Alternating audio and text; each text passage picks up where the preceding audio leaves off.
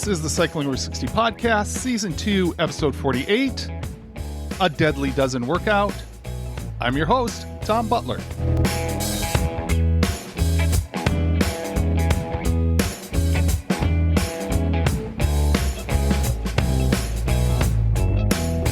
Welcome to this week's episode. I interview people here that I think can help me get stronger and stay cycling as I get older. My desire is that you will find the information they share to be helpful in your fitness journey as well. First, here's a brief update. We have 16 days until the Cascade Bicycle Club Seattle to Portland event. In case anyone doesn't know this event, it is a 2-day, 206-mile ride. Last year was my first time doing the ride, so of course I know much more about what to expect this year. I'm starting to watch the weather, and I'm hoping that it stays the way I'm seeing it now. Currently, it's supposed to be in the upper 70s, and that would be great. The heat last year was just about the biggest challenge for me. As listeners probably know, this year I'm riding it on a different bike. I'm really looking forward to experiencing the difference. I just got the Specialized Roubaix that I will ride tuned up, and I believe it is ready to go. In the process, I met a new bike mechanic. You will be meeting him in a future episode. I hit what I'm hoping to be just a minor snag in my preparation. A few weeks ago, I fell off a ladder. I didn't really fall very far, but I landed wrong and bruised my coccyx. Fortunately, the bike position doesn't aggravate it, but almost all sitting does. It seems to be healing very, very slowly. To avoid irritating it, I'm standing a lot and sitting in weird positions that I'm not used to. This is giving me a sore lower back.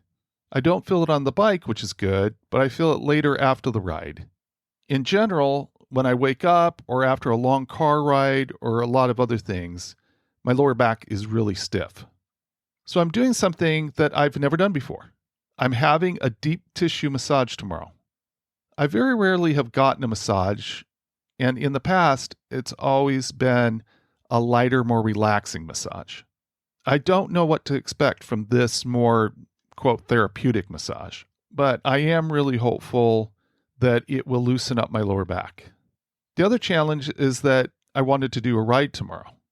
I'm concerned that the massage therapist will recommend that I don't. Here's my strategy for the next 16 days. I really only have 14 days that I can ride before the STP. I'm making the choice to not do any rides longer than 30 miles. For the most part, I will do shorter rides and have 4 rides that are short and high intensity over the next 12 days. And I will also do 4 sessions in the gym to push my legs with weights. I have to confess, I'm nervous about those sessions, and I need to get a little more guidance.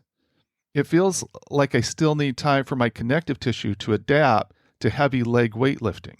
Of course, the last thing I want to do is damage something right before STP. As has been discussed on the podcast, in addition to my son-in-law riding the STP again this year, my daughter is joining us as well. They've been busy moving lately, and I know that they haven't been training as much as they would have liked. I asked my daughter McKenna today how prepared she felt on a scale of 1 to 10, and she said 6. I do think she is hopeful that the next 2 weeks will get her well prepared. What a difference between being in your mid-20s and being 60 as far as preparing for 206 miles of riding. That being said, I love the fact that at my age, I can even do this ride with them. One thing that is a big need for McKenna is to figure out how to eat. It seems like she just can't consume enough fuel on the bike. So she does need to do a bit of planning about what to eat and how often to eat. While I don't think enough fuel is an issue for me, I do wonder about how much carbohydrates to eat. Carbs will raise my blood glucose even when I am burning energy on the bike. I think that maybe it is okay for my glucose to get a little high when riding. But I have an appointment with someone on July 11th that I think will help me sort this out. And I will definitely report on what I learn.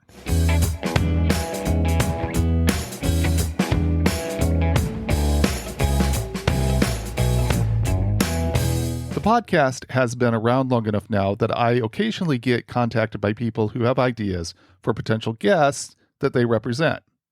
My guest this week is an example of this. I'm joined by Jason Curtis, a strength and conditioning coach from the UK. When I saw Coach Curtis's webpage, I was really interested in hearing from him. He started a training program and competition event called the Deadly Dozen. I'm so glad he came on and talked about it. and I got his perspective on strength training. Here we go. I am joined today by Jason Curtis, also known as Coach Curtis. Thank you for joining me today, Jason.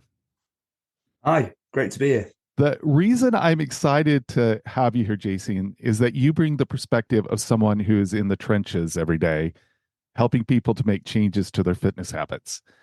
I'm not only interested in what habits people need to adopt, but also in the mindset it takes to stick with new, healthier habits. And I think anybody that's working one-on-one or working with groups, you're dealing with both of those things at the same time. Absolutely, yeah.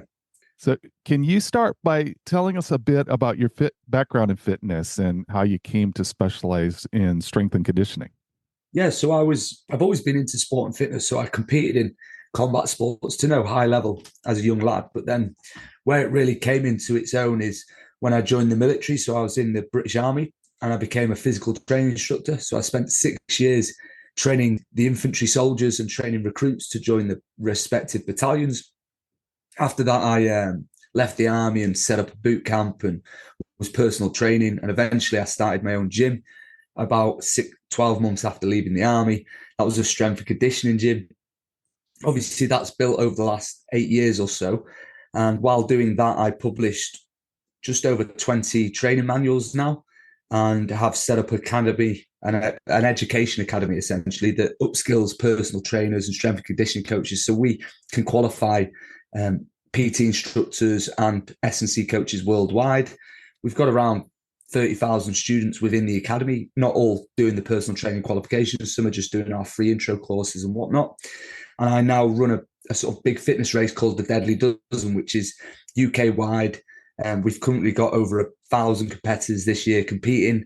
And each day I work 40 to 60 hours in the gym training, athletes and the general public, and then sort of do all the other businesses in between. Another business that I'm working on is Combat Sports Performance Coach, where me and my business partner work with combat sports athletes and upskill the coaches and stuff like that, essentially.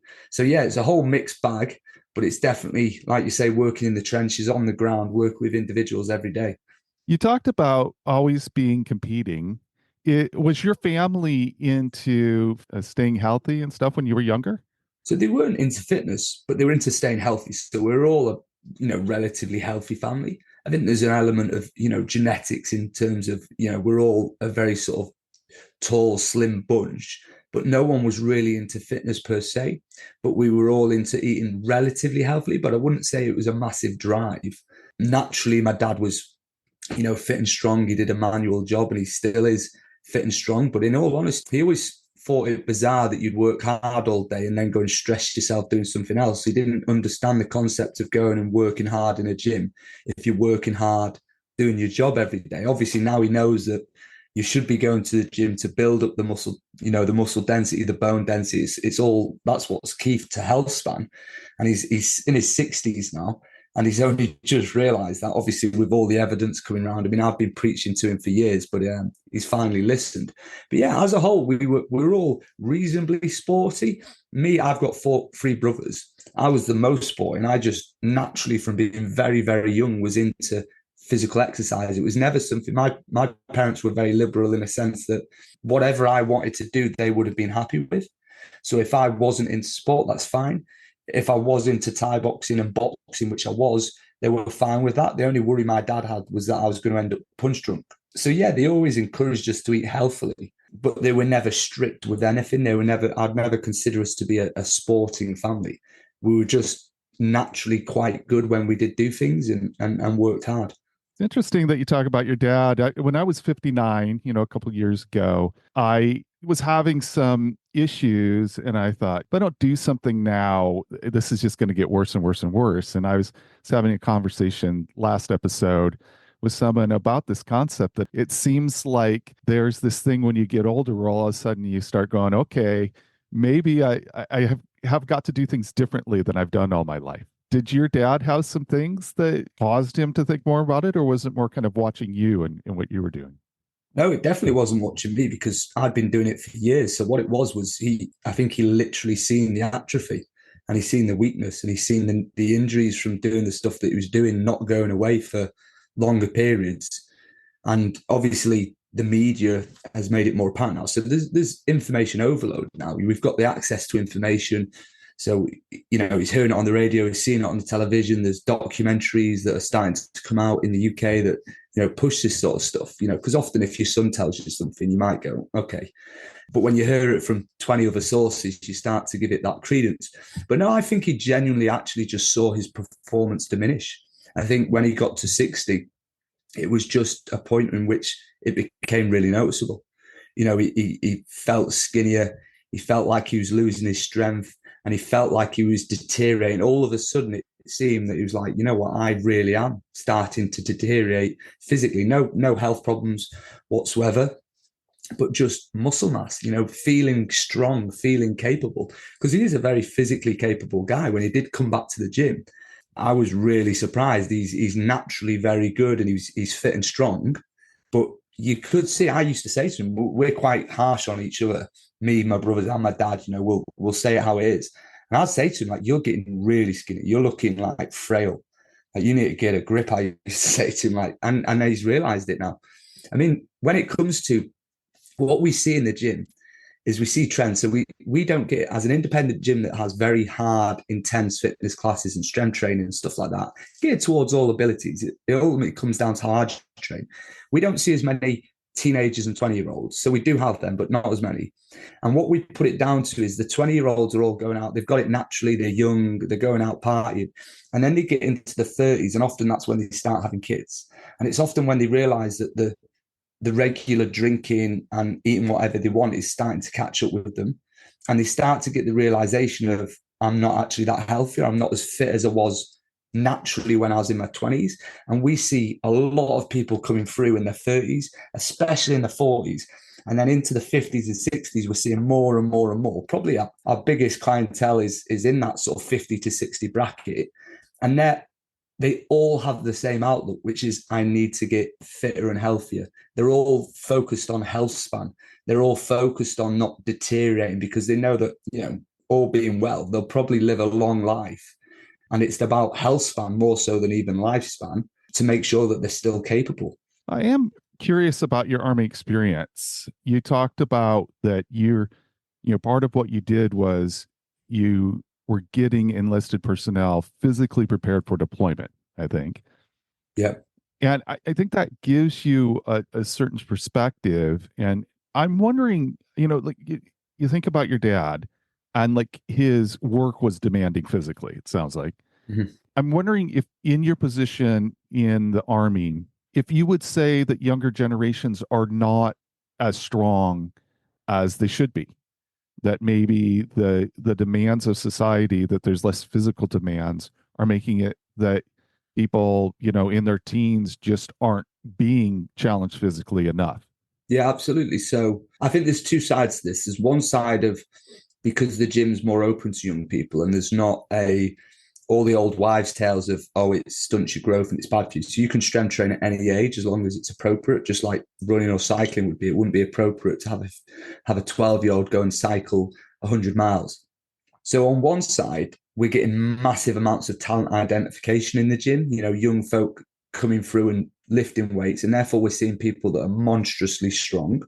Also, when you strength train during what we call trainability windows, so these areas where you're going to see huge amounts of improvement, during puberty.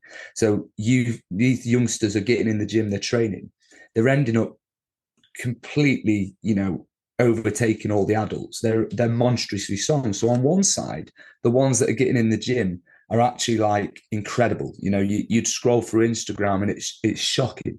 They're lifting humongous amounts of weight, because when you train during puberty, especially for young boys, usually around 12 months after sort of the biggest growth spurt, what we call peak height velocity, they generate so much strength with the training. So that's on one side that is we're seeing. But then the contrast on the other side is that as a whole, people are just less active, as in they're gaming all the time. So they're just not as physically robust and as physically fit. And I think the privilege of our society, which is ultimately a good thing, does ultimately make a softer population. And that's what we're seeing. There's less stress tolerance in my eyes. So when we get the young folk through, they're not particularly robust. I'm just always cautious of every generation previous is always going to be hard on the next, and always going to have a lower view. So, I think I've got to be careful of that. But in general, I think, yes, it'd be quite obvious to sort of look at what's happening and say, well, young people are spending more time indoors, more time on social media, more time gaming and whatnot, especially young boys. It was said that they did better in lockdown than girls because they spent all the time gaming with their friends.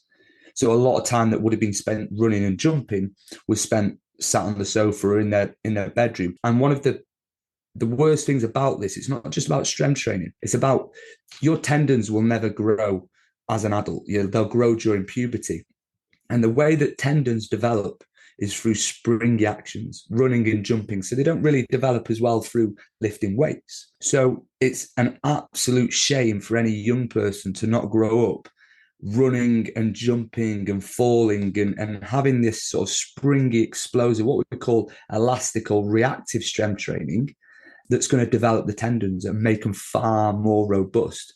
And as any older person will tell you, often the biggest bane of any athletes or hobbyist trainers' life is overuse injuries to tendons because they're just not resilient. So that's what I would be cautious of. If I could go back in time to when I was a teenager, I'd do loads of like running and plyometrics, obviously appropriate loading, but that's what I'd do a lot more of, sort of program jump training with the youths.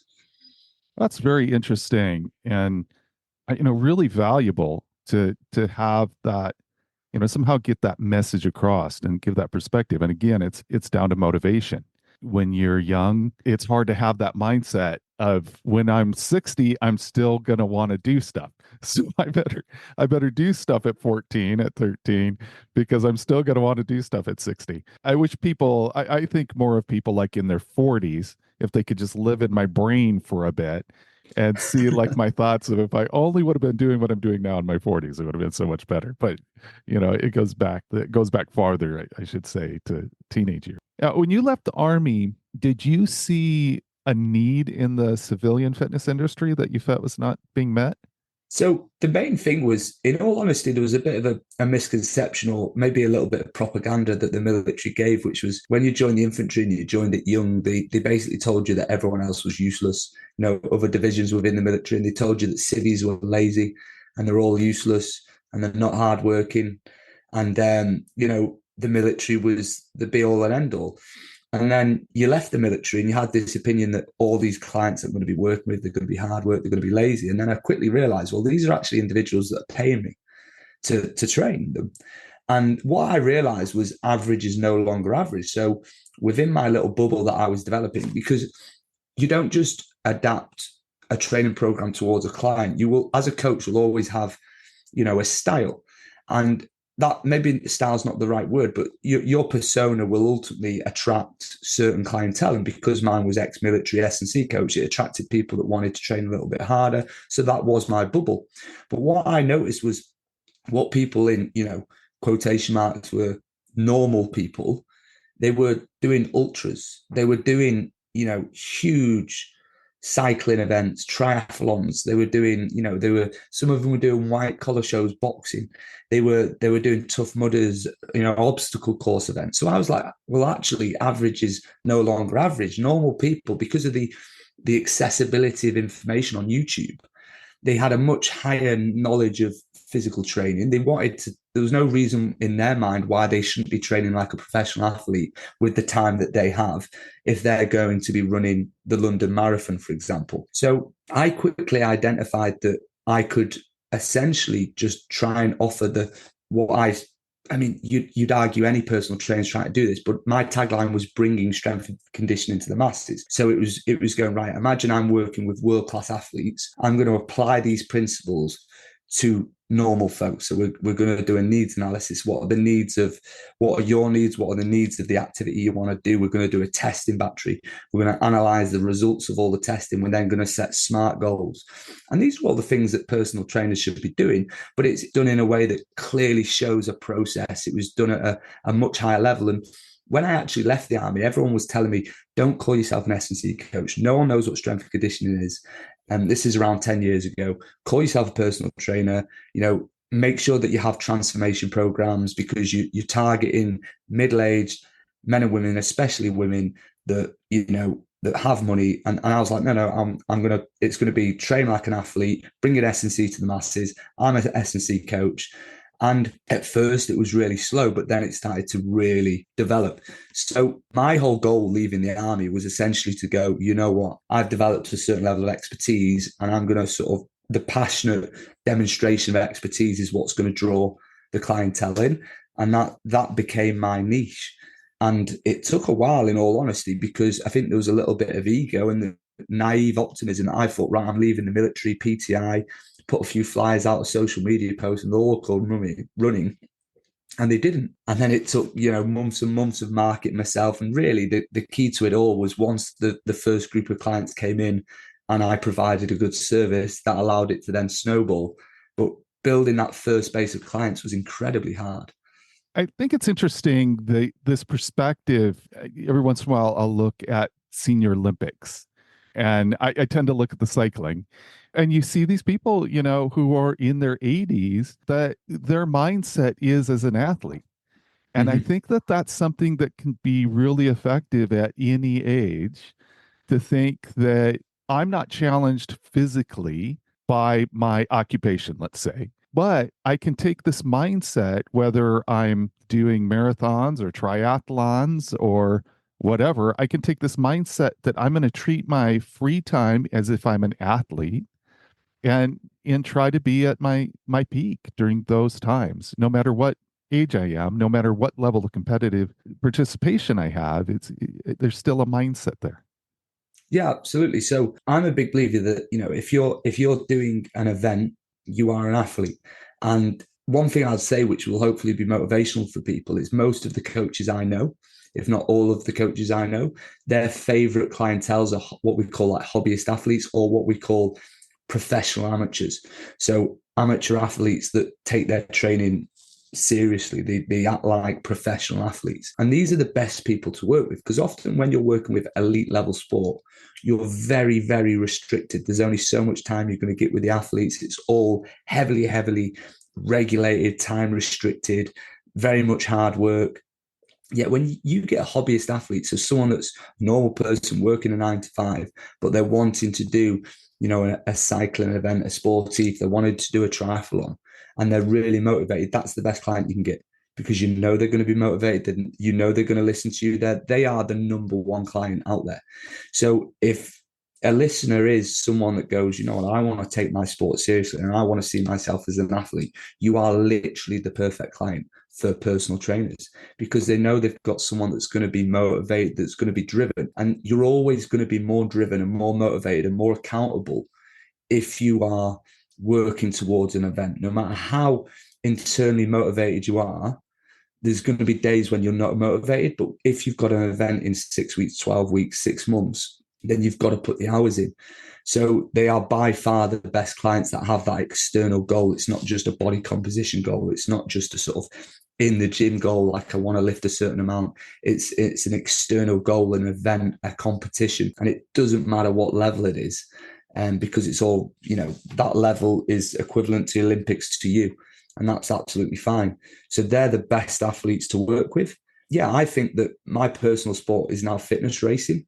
And I believe that I call it one of the true lifelong sports, where, it's a combination of resistance training and cardiovascular training.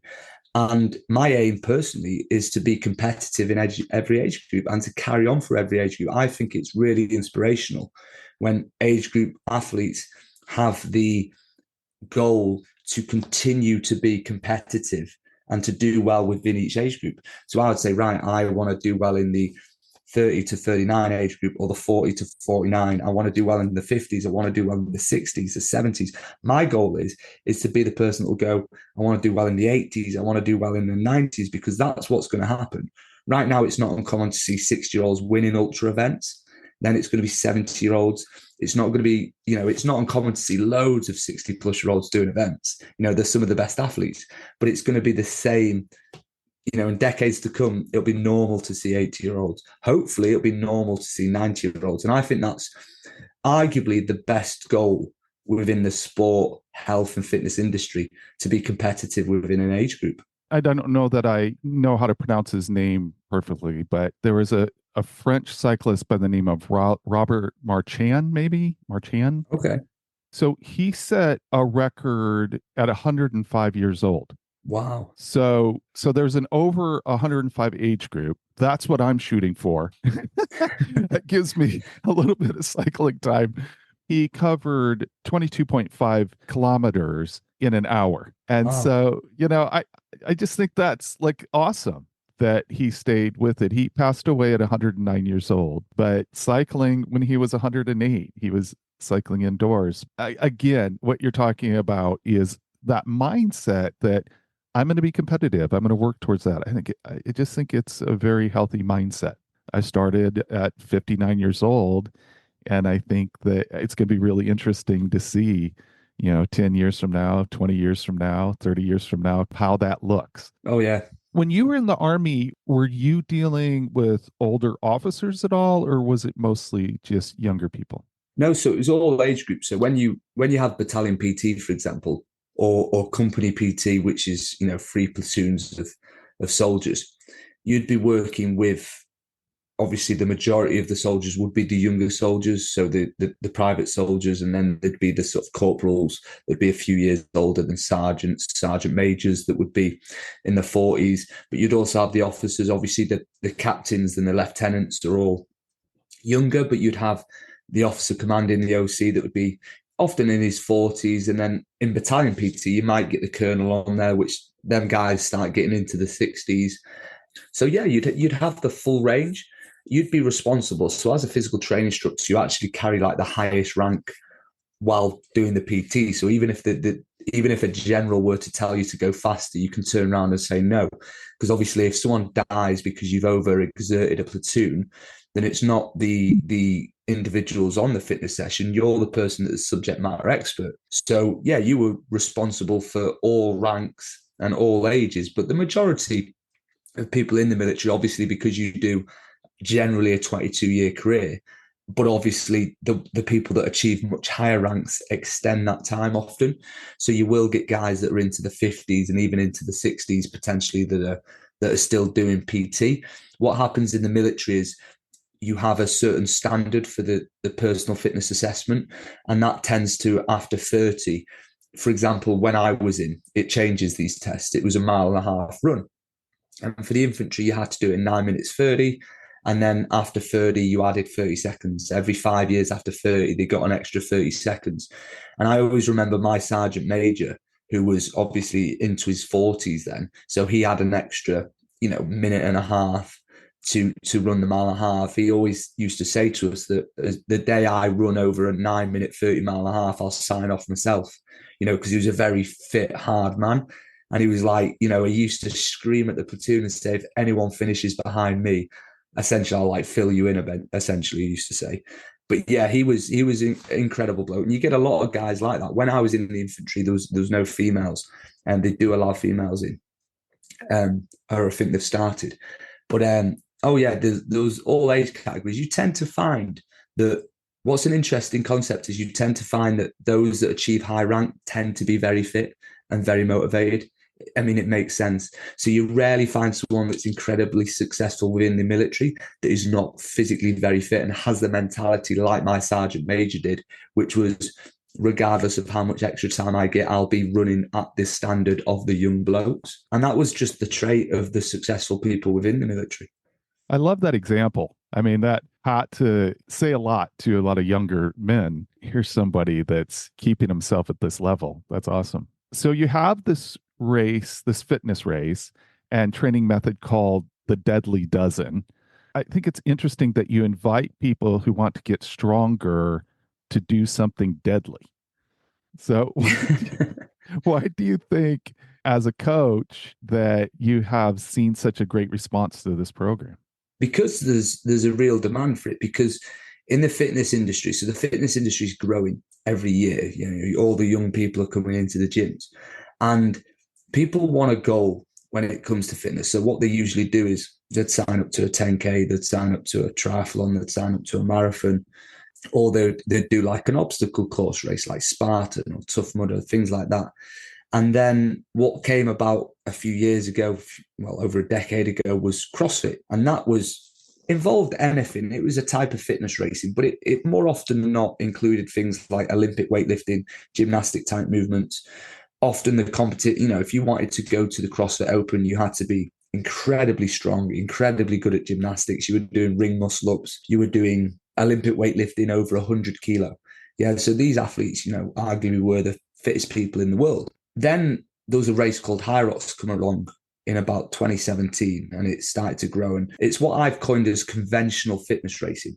So it involves racing from A to B, and there's a very low strength barrier, because at the end of the day, if the strength barrier is higher, then people that can't lift that weight can't enter the race. Now, if the strength barrier is lower, people can just go faster. If it's a lightweight weight for you, just go faster. So it has a lower strength barrier and there's a low technical barrier. So there's nothing really complex. So basically, anyone that's sort of training in the gym, you've got a cyclist, a runner, whoever they are across all different sports, can go and compete in the High Rocks, which involves 8 times 1K runs with stations in between, such as like skiing. So the ski erg, the row erg, sled pushes, so sled push, sled pull, walking lunges, farmer's carry, burpee broad jumps, stuff like that. And last year in the UK, they released 5,000 tickets, sells out in minutes. So £100 head. It's just the biggest fitness race in the world. It's absolutely gone crazy. And the reason it's gone crazy is because what they've done is, rather than CrossFit's quite specialist, even though they can do anything in a CrossFit workout, any exercise, it can involve anything. They've added a type of fitness racing that is just the gym. So people in the gym have now got a goal. They've turned the general gym training, including running, rowing, skiing, cycling, into a sport. So it's the literal perfect goal for anyone that enjoys health and fitness, cardiovascular training, and resistance training.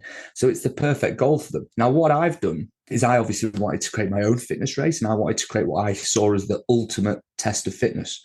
Now, what most people do is they go, it needs like a strength zone. It needs an endurance zone. So you have something like a work up to a 3-rep max on a deadlift, and then we'll have a 10K row or a 10K ski or a 10K or a 50K cycle, and we'll test endurance.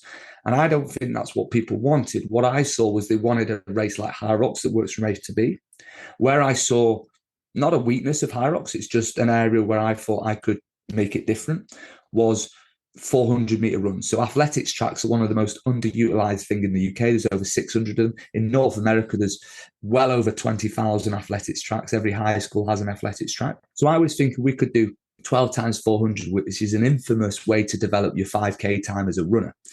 And, for me, whenever someone's strong and they've also got a 5K, I consider them to be a bit of a powerhouse, a bit of a machine when it comes to fitness. So the park opposite my gym has a 400-meter loop. So originally I just wanted it on the loop, but we thought, well, it's perfect for a track. Then I wanted 12 exercises in between that were laboursome, that worked the fundamental movement patterns like hinge, squat, lunge, push and pull. I also wanted it to be the most accessible fitness race in the world that progressively loads the movement. So it's not just body weight. It also has, dumbbell lunges. So it only uses dumbbells, weight plates, kettlebells, and obviously body weight exercises. So it's like kettlebell farmer's carry, kettlebell deadlift, dumbbell lunge, dumbbell snatch, burpee broad jump, kettlebell goblet squat, dumbbell push press, bear crawl, plate clean and press, weight plate overhead carry, and dumbbell devil press. And all the weights are relatively moderate, but you're doing like 60 reps because it's 12. It works off a geodecimal system. So everything's sort of like 60 reps, 240 meters and whatnot. So it works really well for programming because obviously you can divide 12 by 6, 4, 3, 2, 1. So it's really good in that respect. And I spent 6 months writing a training manual on this methodology and the race.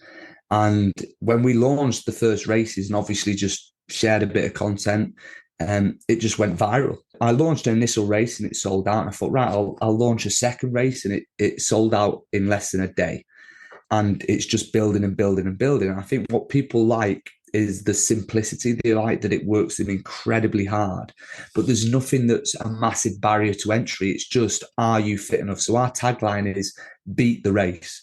So it's not necessarily about beating other people, which you can. It's about beating the race. And we have timing mats. So when you run a loop of the 400-meter track, you get your 400-meter time. You cross a timing mat, you do the labor. So it might be 60 goblet squats. You then cross the time out again. So you get your labor time. You then do the 400. So you get a race certificate of all your metrics. And the exercises don't change. The race doesn't change. And people say, well, that would be boring, surely. And I'm like, well, when does a 10K change? When does a marathon change? People want fitness racing as a sport that they can do time and time again. So just like you'll enter a 10K or a 5K, or like a park run, which we have every Saturday, Sunday in the UK. People want it for fitness. So I just thought, why can't there be a functional fitness race where we run hundreds of them every year and people just rock up and do these deadly dozens? So they're doing 12 times 400-meter runs, and then they're doing 12 exercises. Essentially, it works every muscle in the body. Your whole body's going to be sore afterwards. And also, because I've not got any machines in the labors, I can have deadly dozen row, deadly dozen ski, deadly dozen cycle. So rather than doing a 400-meter run, you could do an 800-meter cycle, because there's that 2-to-1 ratio between the running and cycling.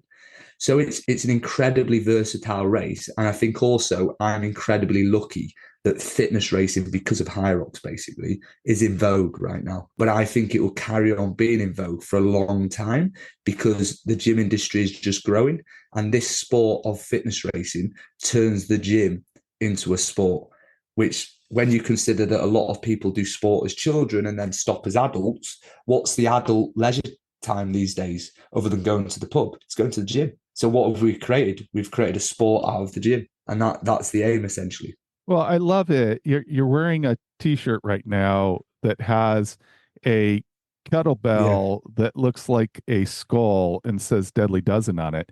Now, I could easily get sucked into a conversation about entrepreneurship because I love that topic. But wondering if you could talk a bit about kind of that branding and everything, thinking at it from an entrepreneurial perspective. It seems like people are drawn to that kind of challenge. And I would use the word severe challenge because deadly dozen sounds yeah. severe. So it seems like from a marketing perspective or an entrepreneurial perspective, talk a bit about that process. So basically, is what I realized is this is what I always say to people is the fitness industry used to market itself like this, like how to get abs in 6 minutes and it's easy, or this is the Ab Master 5000. You only have to do 20 reps a day and you're going to have perfect abs.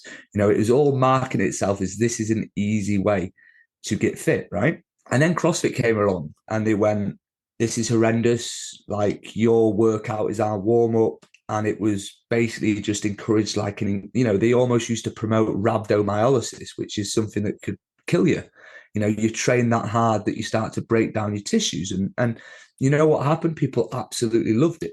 I think we have this view of society, which I think can be applied, unfortunately, to, maybe a broad percentage of a population, that people inherently are a little bit soft, or they're a little bit weak, or actually you've got to sugarcoat everything, you've got to hold everyone's hand. Yet when I open my gym and we do really, really tough circuit sessions, everyone loves it. And it's full of 60-year-old men and women and people that are just normal folk, like I say, what are quote unquote normal people, average people. So I think we have this belief that people are, soft and need things like handheld, but actually they're not. They like being pushed. I think the hardest thing sometimes is getting through the door or that initial drive. So when I came up with the race, I wanted it to be, the color scheme is red and black and white, so mainly red and black. The skull bell is called Mori, so there's a stoic sub branding to it. It relates to memento mori, remember you must die, which sounds really morbid, but actually it's to do with remember to live, really, which is, remember, you're gonna die, so make sure you hurry up and live. So I wanted the race branding to look sinister and hard, but then have underneath that have my personal brand behind that. So I wanted to be like the face of the company and be accountable to people and obviously be a friendly face. So when I wrote the manual, I'd published quite a few manuals before that, and there were very much not much personality in them. It was back squat, step under the bar, put the bar here, squat down, stand up. It was all a little bit no personality. And in the Deadly Dozen training manual, I tried really hard to put across the friendly personality, that this is absolutely for everyone. However, it's going to be one of the hardest things you've ever done. And I actually think people appreciate that. I think it's also key as an entrepreneur to know who your target audience is. So if someone says to me, oh, you need to make it a little bit more approachable, I'd say, well, no, I don't. Or, so people would say to me about my gym, you need to encourage people that are scared to come. And this may sound the wrong way, but I'm like, well, actually, if I try and make my sort of gym sound too easy, they're going to come and they're going to resent the fact that I've just absolutely worked them hard, and they go, well, I thought you told me this was all really easy and I didn't have to work hard. It's almost like false advertising. So I want to promote myself to the people that want to do what I want to do. I learned early on that you shouldn't care about the 95% of people that are not interested in what you do, and only care about the 5% of people that really care about what you have to offer. And that's my mentality. So I create a branding that I'm like, this is cool, I like it, and I throw myself into that branding, and I create a business that, in my opinion, even if I've not got any intention of franchising, could be franchised, because every system, every policy is just refined, so that right down to the branding, these are the colors, this is the logo. So the logo is actually very realistic. That the medals are grab one. There's one here. The medals are also the Maury skull bell. We create a character around it, and we create an ethos, and it's I'm very much into sort of branding and really delving into that branding. But I'll leave it there because I'll keep sort of waffling on. Well, I like it. And again, there's a lot of things I want to ask you. So I don't want to get too distracted with that. But, I just have to say, I must be your target because you showed that medal. And I'm like, man, I'd love to have that medal. Getting into the training side here, which is what we're here to talk about, there's a lot of attention placed on not being overweight. And, there is a global obesity. I don't think epidemic is too strong of a word. There is a global problem with obesity, but muscle mass is very important, and that could be ignored, and I think has been ignored in the past, with just a focus on weight loss. Uh, what are the benefits of maintaining muscle mass? So the bottom line is without muscle tissue to exert force, to contract and move a joint, then you're not going to be able to do anything. So maintaining the muscle mass in your body, like for example, a perfect analogy is people often hate burpees, right? Young people say, oh, heck, burpees are a pointless exercise, right? Go and tell your 85-year-old nana to do a burpee, and that will show you just how an athletic movement is. So we always talk about squatting and jumping and sprinting. Now you could imagine your nan doing a deadlift or even doing a squat, but tell them to throw their body to the floor and get back up. It just wouldn't happen, unless they were very athletic. Now, that just purely and simply comes down to having the muscle mass to do these tasks. So as a young person, you actually see a burpee as, although it's quite a horrendous movement, it's quite easy, really. If you say to a young person, do a burpee, they're not going to go, that's a incredibly technical, incredibly hard. If you'd ask them to do a 200 kilo, 400 pound back squat, they'd go, well, I can't do that. But not many people will say they can't do a burpee. But actually, as we age, tell an old person to do a burpee. It's incredibly hard. I would never expect my 85-year-old grandma to be able to throw herself to the floor and get back up. So muscle mass is absolutely vital, and it's gonna reduce as we age. And people often talk about, for example, balance, or they'll talk about stability. So balance is not just proprioception, so the muscles detecting where the joint is, and when you roll onto the ankle it brings it back, and that's an involuntary contraction. It's not just your vestibular system, so your inner ear, it's also muscular strength and muscular endurance. When someone falls over, it's not just balance, it's also having a lack of speed and power in the muscles to correct that. So when an old person starts to fall forwards, that's not just a lack of balance and coordination, it's a lack of speed to put that foot out. So the muscles are incredibly important for us to do activities like you or I might think about, which is we can lift weights or we can pick up objects, or we're just, as Mark Rippetoe said, it is generally just a more useful human being. If you've got a bit more strength to you, you can carry more shopping bags.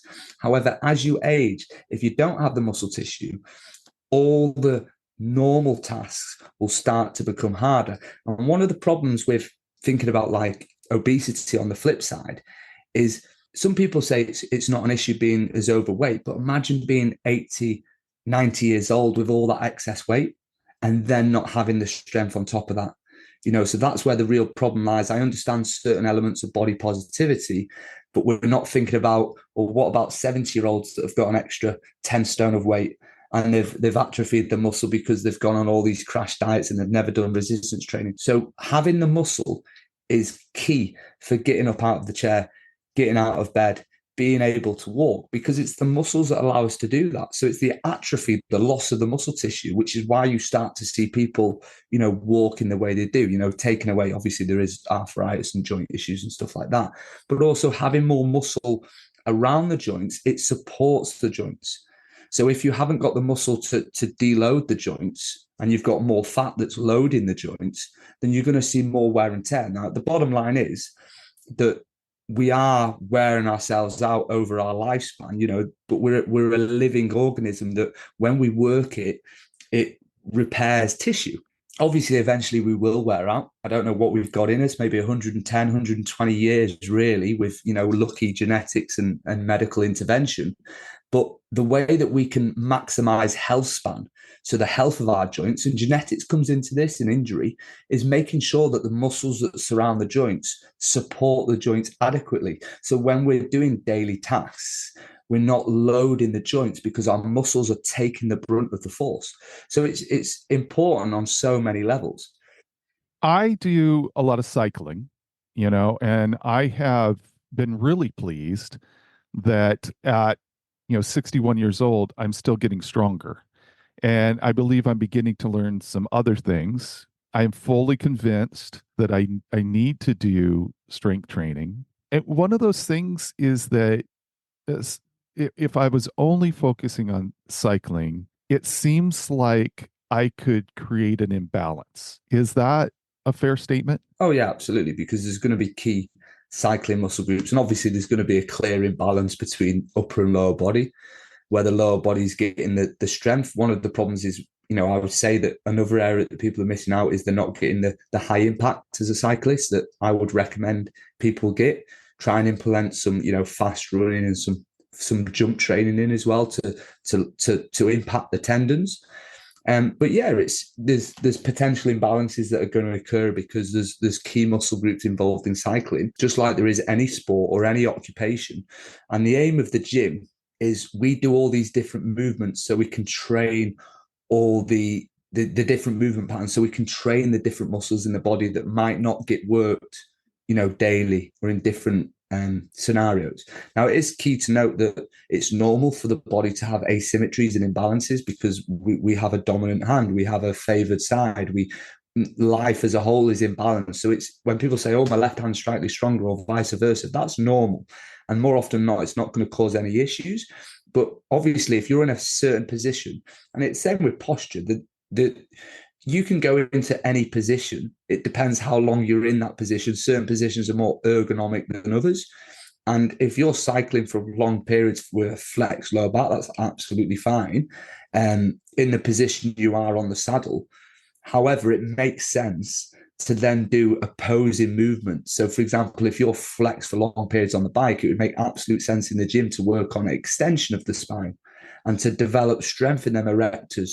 So you're basically going to provide more support and greater longevity to your back because you're going to have the muscles that surround the spine to the rear. They're going to be strong. They're going to be healthy. And that's never a bad thing. So training the core or training the back muscles is not the key to all back problems, but strength is never a weakness. And working muscles is always going to be beneficial. So if you know that you're working certain muscles on the bike, you want to then go to the gym and not just work their muscles to make them stronger, but also work opposing muscles, or muscles that you don't often work on the bike, just to make sure everything's getting fair treatment. Some older adults might worry about weightlifting as being too strenuous or as being something that you could pull something that would then interfere, that would take you off a bike or take you off your feet or whatever. Can you address those concerns and maybe emphasize the modifications that can be made for a safe and effective workout? Yeah, so the key to training without injury is all about load management more than anything else. So if tissues get injured, it's yes, technique is important because it distributes load across structures in an optimal way. But at the end of the day, if someone can deadlift 300 kilo, 600 pounds, they're not going to get injured deadlifting a 20 kilo kettlebell with a rounded back or poor technique, because the tissues have the strength to accommodate the stress. So actually, it's more about load management, and it's about how heavy you're going. So your intensity, your volume, and your frequency. So most runners get injured because they do too much running. It's less so about, their running style and stuff like that, even though it can contribute. So the first thing I would say to all those getting into strength training is do less. Less is more to start. Give yourself some sufficient recovery. So DOMS, so delayed onset muscle soreness, is a byproduct of a lack of exposure to that stress. So that's why, as an athlete, if you're working towards a competition, you would get all of this in the early days. You would get the stress in the general prep phase further away from the competition, where your training is going to elicit more soreness. So essentially, you're training this out of yourself, because yes, if you introduce strength training this week and you haven't done it for a while, you're going to be a little bit sore. The idea is that you build the strength in the structures, or you just build the conditioning, which only takes a few sessions, a few times you're sore, and then your muscles get used to it. So what you do is you strip it right back. You don't have too much volume, so that you don't do too many sets and reps. You do less is more. So you go in, and rather than working a single muscle group for an entire session, you work the entire body. So any athlete, really, a cyclist, you only need to do 1 to 2 strength training sessions a week. And both of them sessions, in my opinion, should be total body. You can use machines, but free weights are also great, and obviously they have various benefits. So you want like a bilateral squatting movement where you're using both legs at the same time. You want like a single leg movement, like a lunge or a rear foot elevated split squat. Potentially, obviously, calf raises to develop the calves and load that movement. You then have upper body pushing movements and upper body pulling movements. And when it comes to working the lower body, fundamentally, every squat variation works the legs. So people get overly analytical about, right, the front squat, the back squat, should I do the leg press? Do what suits you initially. Because at the end of the day, if you're flexing and extending or bending and straightening your knees and hips, then you're working your quadriceps, your hamstrings, your glutes. They're the muscles that are working. So find the movement patterns that don't stress you in a negative way. So if you have a barbell back squat, for example, and you go, every time I do this, it aggravates my back, try a goblet squat. Try the leg press. If you find that it aggravates the knees, do a box squat where you sit onto a box and your shins are more vertical at the bottom of the movement. There's so many exercise variations that if you find one aggravates you right now, modify it. You don't even have to squat within a training program to develop the legs. You could do a deadlift or a hex bar deadlift, the trap bar. That's a way of developing leg strength without being very stressful on the knees. A lot of people have knee problems. It doesn't really matter what exercise you choose if it clearly works that muscle group. And then what you want to do is start at moderate weights for moderate reps, because it's the eccentric phase as the muscles are lengthening that causes soreness. So you don't want loads and loads of volume initially. We're talking, 3 to 4 sets of 6 to 10 reps. And don't do too much on one muscle group. Do a couple of lower body exercises, a couple of upper body exercises, and build it up over time. The key to not getting too sore and the key to not getting injuries is progressive overload. And when you start feeling tissues becoming a little bit inflamed, what we call niggles, little, not really injuries yet, just modify it. Give yourself an extra day's rest. Auto-regulation, so regulating your own training, listening to your body, is ultimately the key. I always say to people, if you're doing lots of pull-ups and you feel your elbow starts to niggle a little bit, take the pull-ups out for a few days, because most of the time, your body, well, pretty much all of the time, your body is the primary worker when it comes to recovering tissues, and all it needs is time. And the sooner that you jump in and give it that adequate time to recover, the better. Basically, it recovers faster. You're talking about some things that bring to my mind, the real benefit of having a personal trainer. Because just, the concept that, okay, this isn't something that feels like my body can handle it. And then having somebody that's experienced enough to say, well, let's try this instead. Let's see how that is. Having somebody that's really has knowledge about a lot of options about stressing muscle groups in safe and effective ways. I think that's important. Yeah. So the key to when we train personal trainers, one of the key skill sets is regression and progression. So when you take said exercise, right, how are you going to regress it? So if it was a barbell squat, it would, go to, for example, a box squat, then a goblet squat. It could be a bodyweight squat. It could be a climb down squat, a squat with a suspension trainer. We're going to raise the heels. And that's really where the expertise comes in. And real expertise comes in when you've worked with enough clients that have had enough niggles and injuries and different backgrounds, and you start to understand, you see the trends in what people might experience when they're bench pressing or when they're doing a lot of cycling, and how exercise makes them feel, and you start to understand how to manage a training week and how to manage training loads, to ensure that people aren't getting sore and they're not getting fatigued and tired, because that's the thing as an S&C coach that we take into account is it's almost like do no harm. So it's like do not negatively impact the sport. That person's cycling is first and foremost. So we're wanting to just add to that. So when it comes to resistance training, my advice is 1 to 2 sessions a week, total body. And yeah, if they can find a coach that really understands like how to apply stress, because it's all that bell curve. You want enough stress without falling over the other side.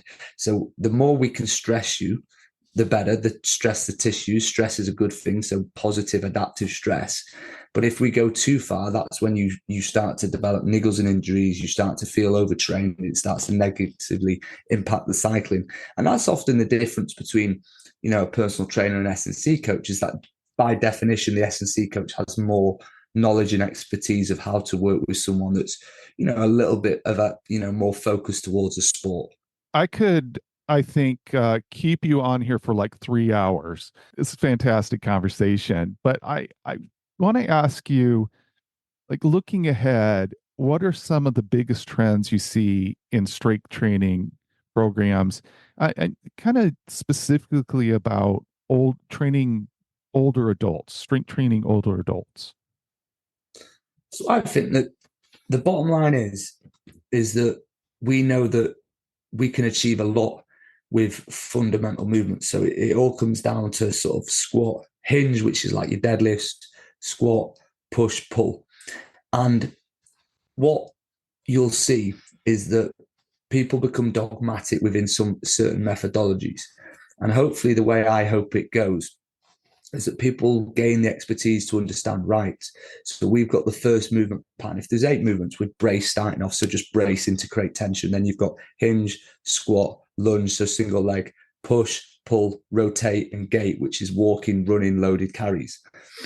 And hopefully people gain the knowledge that we go, right, okay, we've got the squatting movement pattern, which is fundamentally just, like we say, train the movement. So rather than thinking about muscle groups, so squat would be like a leg day, push would be chest and tris. So the muscles that work when we do upper body push are the chest, the anterior deltoid, and the triceps. Pull would be back and biceps. Yeah, it's just semantics, really. So we're thinking about training movements, and that trains all the muscles that work their movements.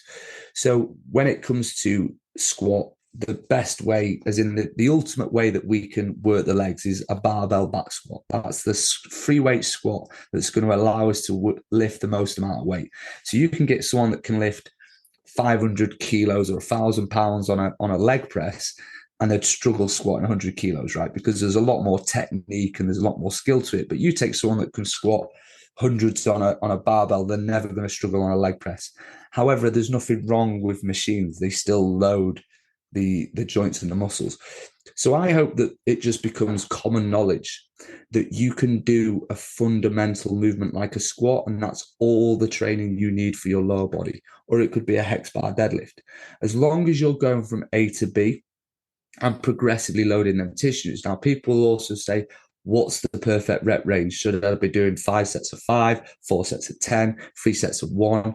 You should be doing all of it, right? So the key is, where I think it should go, is less dogma, right? Fundamental movements done in whatever way suits you, whether it be a machine, whether it be a barbell back squat, whether it be a kettlebell goblet squat, whether it be a kettlebell deadlift, whether it be a barbell deadlift, a hex bar deadlift, whether it be some form of cable deadlift. Now, as long as you're working the fundamental movement pattern, and as long as you're stimulating the body, so not every time, it doesn't have to be maximal within 90% of your 1 rep max. It just has to be enough to load you. So some sessions it'll be easier, there'll be more volume. You'll be doing 4 sets of 15 reps. Other sessions you might be doing 3 sets of 2 reps, but at a much heavier weight. So my aim is that it's just education, that people go, training doesn't have to be complex. And ultimately, one of the key variables is enjoyment. So understand the fundamental movements that I need to be doing, pushing with my upper body. I need to be doing pulling with my upper body. So these are the big compound movements that work multiple muscles, multiple joints. And we've got isolation exercises where we just work the muscles involved with that, like a bicep curl or a tricep extension, only working the elbow joint. That's called like an isolation exercise or a single joint exercise. So to me, I think the trend is just education, that training doesn't have to be complex. It could be in your home, and that's all the training that you need. But what weights do is people often see weight training or strength trainers like meatheads. And what it is it's just the best way to progressively make fundamental movements harder. Yeah, because if you're going to do a bodyweight squat, the best way to make it harder is just add a little bit of external load every week. So yeah, it's taking away the dogma, understanding the fundamental movements, and loading them however suits you best. And that's the best way to do it. I love that. Less dogma. I Yeah. love that. That's great.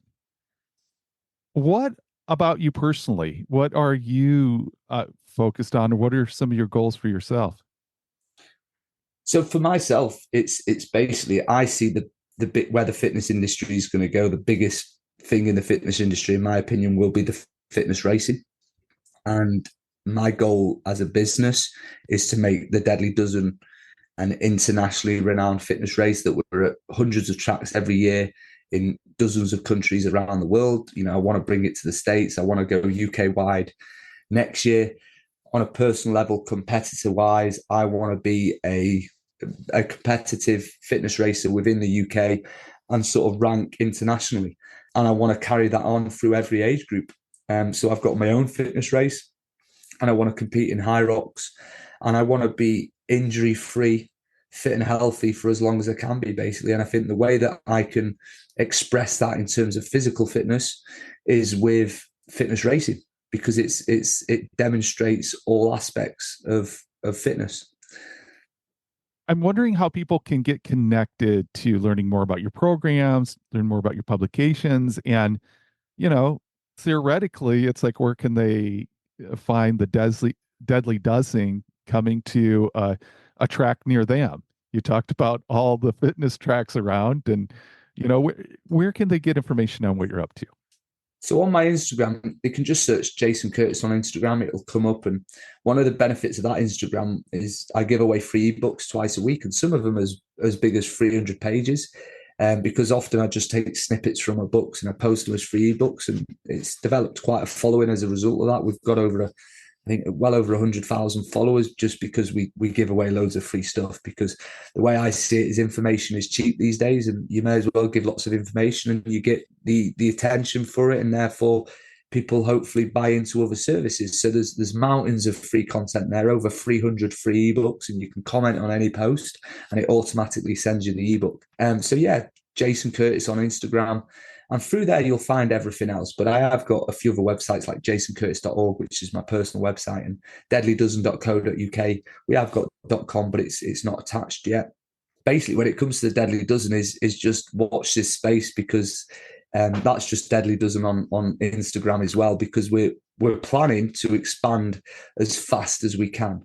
So yeah, we're going to go UK wide next year, and hopefully after that we can start getting to the States and getting to Europe, and hopefully we'll be at as many tracks as we can, and people start to hear about us, and hopefully it goes viral. We'll see.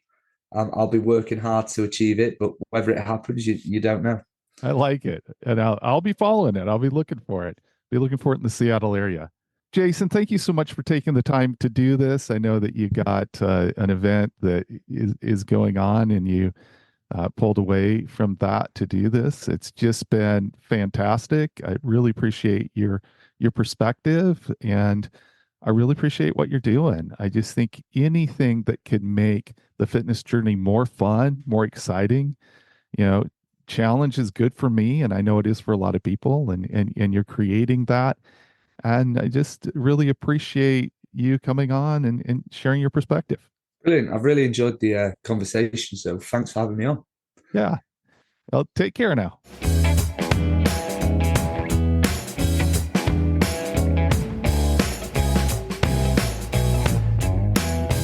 As I told Coach Curtis, I have become sold on the idea that the only way that I will meet my cycling goals is to do weight training. I believe that my leg muscles need to improve in ways that only the stress of heavy weights can provide. I didn't mention that squats scare me. One thing that I kind of missed until really late in the conversation is that Coach Curtis draws a contrast between personal training and strength and conditioning coaching. I do want to take an approach to training as if I am an athlete. Now, no one that looks at me is going to say, oh, this guy's an athlete. But I think it will take that kind of mindset for me to take the time and put in the effort that I need to improve my cycling over the next how many ever years. So I think I will try to get a strength and conditioning coach to join me for some gym sessions. Maybe with some guidance, I can even get to the point where squats aren't intimidating.